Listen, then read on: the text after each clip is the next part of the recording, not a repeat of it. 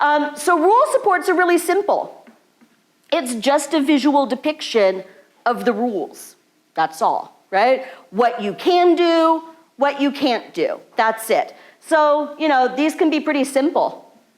This was for a kid who, he really loved his bath, but usually within 15 minutes, all the bath water was all over the floor, right? He was a splasher. So we had to make a rule. This is the rule. In the tub, no splashing. This for a kid who was in home ec. If you're cooking, no picking your nose. People tend not to like that. If you're standing in line, be quiet. That's usually the school rule, right? If you're in line, you're supposed to be quiet. If you've been asked to put away your clothes, no playing with your toys. I mean, it's tempting. The toys are right there. But that's not what you're supposed to be doing. So it's really just about providing information. This is less information than, say, a contingency map, which kind of depicts the rules and the outcomes for different behaviors. This is just about, in this context, here is the appropriate behavior or the behavior not to do. Okay? So lots of times I'll have several of these because most kids encounter a variety of rules, particularly at school. Adults have all kinds of rules about what can and can't happen at school. I'll put these kinds of things on like a little pulley keychain, right? Single hole punch them, put them on a keychain, and have people wear them. I can flip through. Okay, now remember, we're getting lined up now. Here's the rule for lining up, right? The rule is this. Oh, it's recess time. Here's the rule about recess. You have to stand in line. Don't necessarily have to be quiet about it, but you have to stand in line. You're going into home ec. Remember, here's the rule about home ec. There's no nose picking. It's not okay, right? Want a Kleenex before we go in? And take care of that? Okay, good. Now, we're done, right? So what are the rules? This is a rule that I made for a student who was doing the like 24/7 grazing at home, right? The mid-meal snacking, teenager, so then it wasn't just like snacking, he was kind of eating them out of house and home. Mom was having to grocery shop about every 3 hours because he'd just like kind of go through and whoosh, it was gone. So we made this, and the food that he was going for was either in the cupboard or the fridge, so we had two of them, one on the cupboard, one on the fridge, and when it was a no snacking time, Mom just put these out. Stop, no food, right? Like you're not hungry, and no, you're not just gonna graze 24/7. Here's what you can do. You may have some water. Water is fine. You're not going through like 2 liters of pop. That's not happening. And here are a bunch of activities that you can do. Because sometimes, like with some of us too, right, he was just going to the fridge because there was nothing better to do, right? I don't know what else to do. Let me just go see what's in the fridge. Right? And then he was a teenage boy, so it was like becoming crazy. Right? So, and that's all she did. And so as soon as he went to go open the fridge, he'd see the rule. The first couple of times, Mom had to be there. Like, no, you're not getting into the fridge. And then once he learned, oh, okay, the jig is up. Here's how this is working now. He'd get to the fridge or the cupboard, he'd go to open it. Oh, geez, right. No, go do something else. Right? And then when it was time and okay to have a snack, Mom would take them off. Now you may come and have a snack. And then she'd kind of monitor and, you know, all right, you've had something. Now before I have to go shopping again, they're going back up, okay?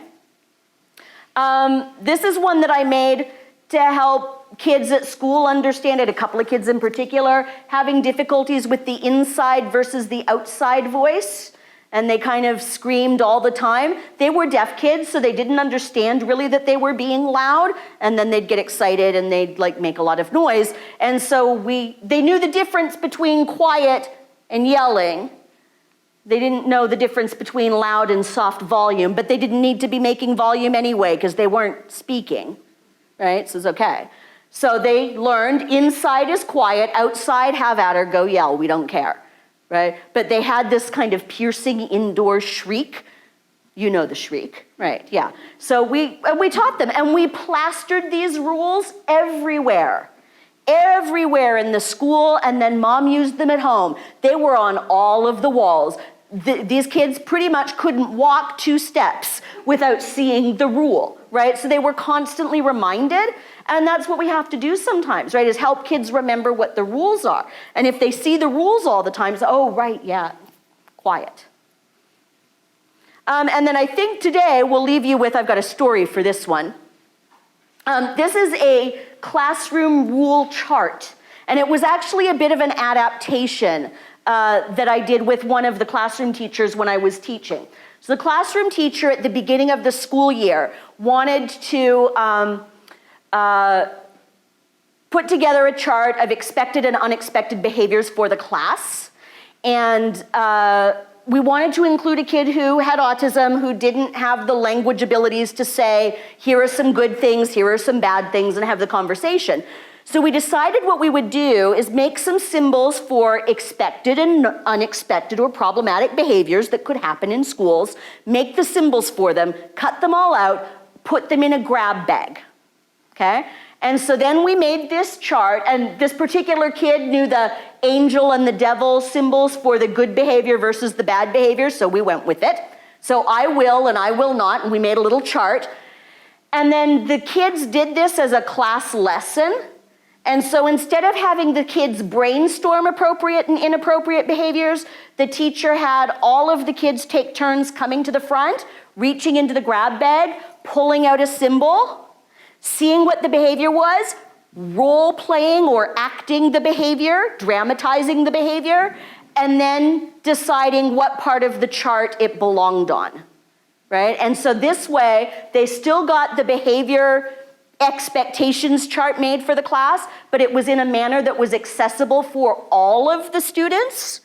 And then after they did it as a whole class, we had small symbol copies and small charts for all the students individually, and they all did it as a seat work activity, and then they all took their chart home to show to mom and dad so that they could explain to mom and dad what the class rules were for the year, right? So that was the way that we kind of worked on a couple of things, including a student who otherwise would not have been able to participate in this activity because she didn't have the language skills to do so, right? But also a way of just demonstrating the rules. The teacher laminated this and hung it in the classroom. It was in the classroom all year, right? And used as a reminder of what the class rules were. So as much as possible, we want to include kids in the making of stuff. It's like Haley and that meeting mom after school thing when she met her mom at the front door. I included her in putting that script together. And before the script was even finished, she was meeting mom at the front door, right? It's about including kids in the setup of their schedule so that they know what's in there. Include kids in, make sure that they're participating in the use of either constructing your visual supports and or the actual use of visual supports, right? You'll get a lot further with it that way.